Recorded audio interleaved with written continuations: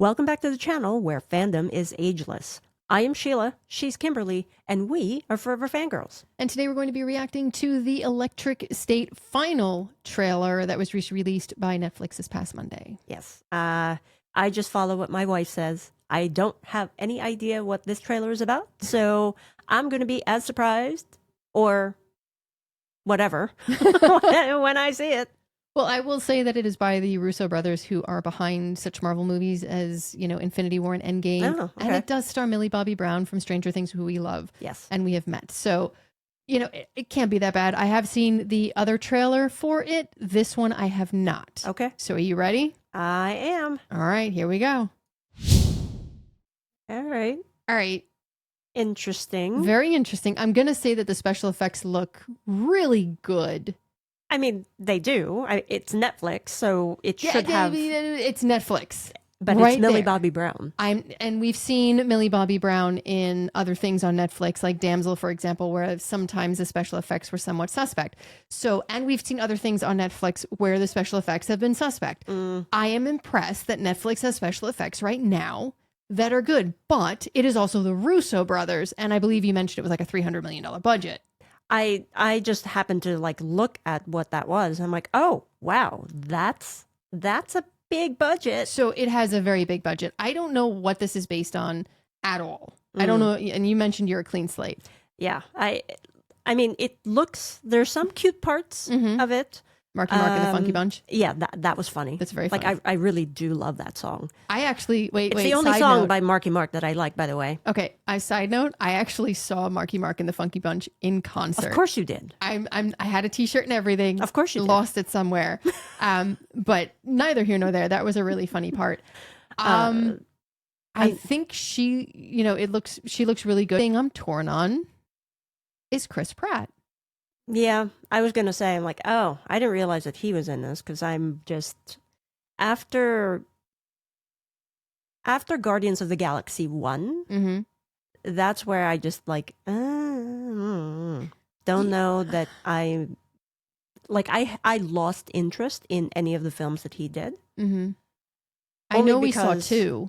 We've never seen 3. I know that a lot of people said 3 was great. We've never seen 3. And unfortunately, this is the case where, you know, whatever he was doing in his personal life kind of colored everything else that he did. And I just didn't want to support that. And so it might be a minority opinion, but I'm going to keep an open mind because it does have Millie Bobby Brown in it. It also has Kiwi Kwan and yes. Woody Harrelson was the voice of the Peanut, which I thought was funny too. You laughed at that. Oh, well, that last scene was funny. I struggle with Chris Pratt because it always feels like he's playing the same character. Whereas like Stanley Tucci, we've said that he can go be the good guy. He could be the snarky guy in like Devil Wears Prada, and then he can play the villain. Like you said, he's a chameleon. I can see Millie Bobby Brown doing a Stranger Things, and then doing anything else. Like I can see her doing other things. Well, she did Enola Holmes. She did Enola Holmes, but she's done varying characters. She always does seem to do the heroine character, but I could even see her doing a villain. I can see her doing other things. Does that make sense? Yep. With Chris Pratt, I kind of struggle because I see him as the comic relief. Like, look what he says. He leans to the side. His robot companion, you know, takes out the robot trying. Yeah. So immediately that to me is him being, oh my Lord, I'm so blanking on the Guardians of the Galaxy character. Star-Lord. Thank you. You know, he does that. You know, I don't want to die to Marky Mark and the Funky Bunch. It's the comic relief. And while he does it well, I'm kind of over it. And I hate to say that. And then you add the other things outside of movies. Yeah. And I just, Yeah. So, like I said, I am going to keep an open mind, right? Because I'm the one who likes to just ride the ride. And I'm the one who overthinks, and I'm already seeing all the symbolism in the trailer going, ooh, what does this mean? What does this mean? What does this mean? Yeah. So I'm just gonna go with it, see what happens on March 14th, and then we can figure out our more in-depth like review of that movie. accurate, okay? Mm-hmm. It appears in the trailer that robots and humans are pitted against each other with a ton of discord while one group, Stanley Tucci, the evil villain, profits and controls, correct? It seems that way. It appears that way. So we're both on the same page in regards to that. Is that too on the nose for what's happening here in the United States? Do you feel that it's too on the nose? Do you feel it's timely?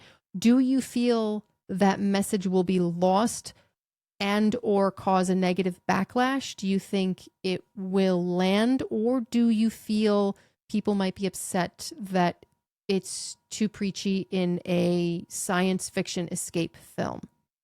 So there are a lot of like layers to your question there, and I'm there's like a lot of sorry. other questions in there. I can't help it. It's But just the way my brain works. I know, but so this is how I'm going to answer that question, then, Okay. at least from my perspective. Okay. Right? Sci-fi has always been a good vehicle for genre where you're tackling really difficult human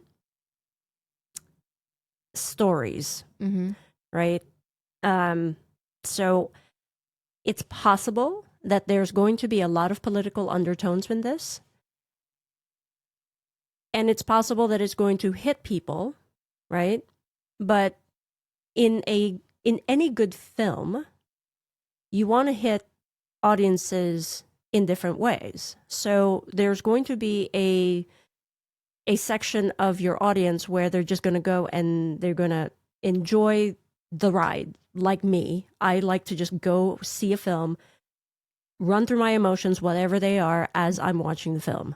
Yeah. And then there are others who are going to, like really get hit over the head with it and take away, whatever the political theme is. And it's okay. That's fine. I think, based on the trailer, right, that it's going to be the former. That it's going to be just, okay, it's going to be a fun, happy-go-lucky movie that people can probably just go and escape. Use it as an escape. I'm torn, very much so, because we have seen where movies like this, even though they are science fiction, sometimes they do get a lot of backlash. I'm hoping for everything you said. I'm hoping for just a good movie that, even if it has the undertones and the message that we're all supposed to garner from it, I'm just hoping for a really good movie to escape from what's outside our door. I mean, that's just the cookie cutter of it all. Yeah, because we need some levity. Well, I mean, we already were laughing with Marky Mark and whatnot, but so transition, I do want to know what our audience thinks, but I'm going to wait to see what their comments are and everything in down below. Overall, though, what do you think based on the trailer? What are your feelings? I mean, I think it's fine. Mm-hmm. I think it's funny what I've seen. I'm intrigued by it, and we're going to cover it. So I'm going to try to keep an open mind, like I said at the beginning, and just see what I see on March 14th. So you're not like super excited? No. See, that's such a contrast to me, because this is right up my alley. This is like sci-fi. This is, fun. It's robots. This is everything I love about sci-fi visually. Okay. I am very curious to see what Millie Bobby Brown's character is. I'm curious about what the robots are doing. I love Stanley Tucci. I love him as a villain. I've said it repeatedly. I love him as a villain. Yeah. I'm very excited to see what he does. I'm excited to see what the story's all about. I'm very excited. The Russo Brothers behind it makes me super excited. Do you know that I'm excited? I see that. Again, the only thing I'm worried about, and I'm going to say this honestly, for all intents and purposes, Chris Pratt is a good actor. Okay. I am not saying he is not talented. I am not saying he's not a good actor. What I am saying is seeing Star-Lord in this movie will knock me out of it. I see where you're coming from that. Yes. Yes. And if I can't see beyond Star-Lord and I can't see beyond what has happened off screen, I think that might hinder my ability to watch it or to get what I want out of it, to get that excitement, escapism, and out of it, which is how I feel when I saw this trailer. I was like, oh my God, this just looks so good. Well, then we will see on March 14th. Yeah. I really hope the special effects hold up because they're really good in the trailer. I'm sorry. I'm still blown away by that. I'm still so surprised because what is that? The bar. If you go, what is a bar got to do? If our expectations are low, Oh God. then it's easy to go over the bar. It's also easy to trip over it. Still. Okay. I got nothing. I got nothing because I see it being a trip and you're like, you can jump right over it. And I'm like, short. What do you want from me? And I'm tall. I wouldn't see it and I'd fall flat on my face. But anyway, I'm very excited to see this. We are definitely going to be covering it. So tune in later on the line, down the line. I can't even speak again, down the line. You're so excited. You just can't. I'm so excited. I'm stumbling. So definitely tune in for when we do cover the Electric State. But what do you think about the trailer? Put down in the comments below. And until then, be safe, take care of yourselves, and watch more trailers. Watch some good sci-fi. Yep. We'll see you then.